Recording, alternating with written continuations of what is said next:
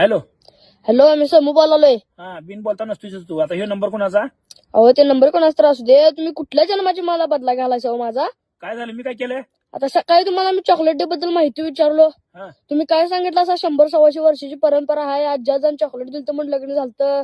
मला सांग समूह, आम्ही कामावर काम करायचं, कामावर जायचं, राबायचं का? तुला ह्या माहिती सांगत बसायचं?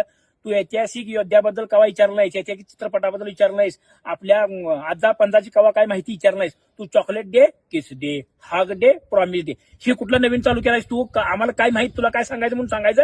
हे असलं सांगितलं मी. काय झालं? अहो, मी ते संजय पाटील मामा आहेत का नाही, हा. त्यांच्या पोरगीला चॉकलेट द्यायला आलतो. त्यांचा गैरसमज झालाय, मला त्यांनी पकडल्यात. हा, ऐसा कैसा गैरसमज हो जाएगा? तुझा किडाच आहे, तू केला आगावपणा. सकाळ सकाळी त्यांच्या घरला गेलायस.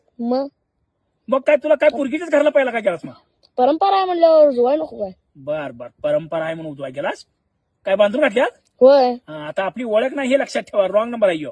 आवाज करू नका हो, शेवटचं वाचवा की मला. शेवटचं वाचवा म्हणजे तुला काय, मी उगा चेष्टन म्हणलं 100-125 वर्षाची परंपरा आहे. तू काय म्हणून गेला असेल तिथं द्यायला ते? हा, मी तुझा आधारस्तंभ म्हणल्यावर कसला टॉप लेवलचं माझं कार्य पाहिजे. मी आता ही असं तोंडा पडलं झालं की नाहीये? त्यांच्यावर फोन आहेत काय कोण? आहेत. अरे बेट्या, तुझ्या आईची डेअरी मिल्कची फॅक्टरी आहे काय? बाचा पारलेला का कंपनी आहे? हा, काय पोरग्याला काय शिकवायला असलं?